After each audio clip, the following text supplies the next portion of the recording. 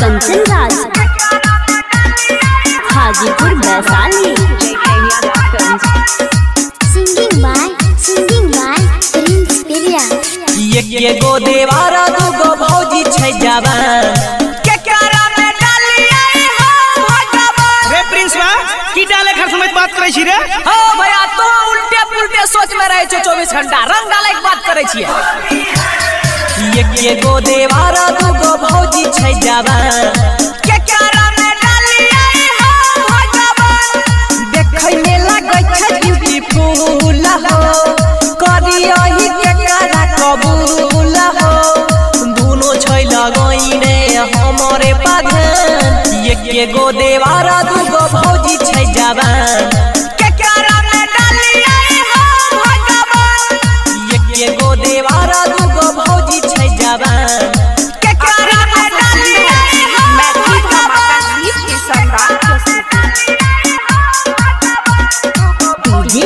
कंचन राज हाजीपुर वैशाली।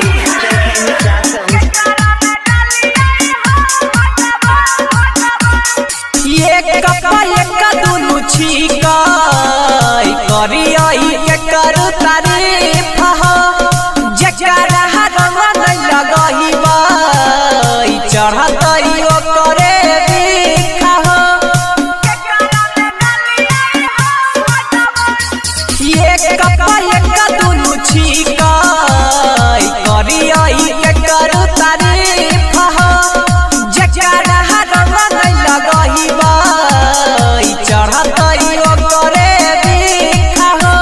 आ दुनु के छिकै बाकिए के समान के कारा में डालिए हो भगवान। ये गो देवारा दुगो भौजी छै जवान के कारा में डालिए हो भगवान।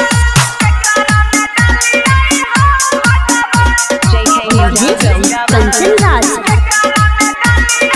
Hajipur Vaishali. Singing by Prince Priya.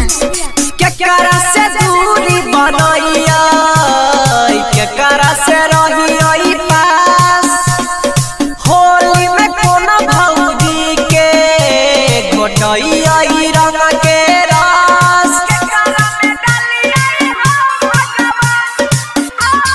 केकरा से दूरी बनैया केकरा से रहियै पास होली में कोना भौजी के घोटैया रंग के रस।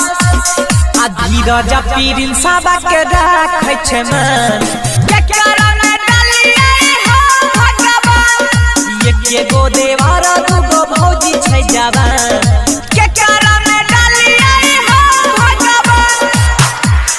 देखै में लागै छै ब्यूटीफुल हो करियहि के कारा कबूल हो दुनो छै लगैने हमरे बाधन।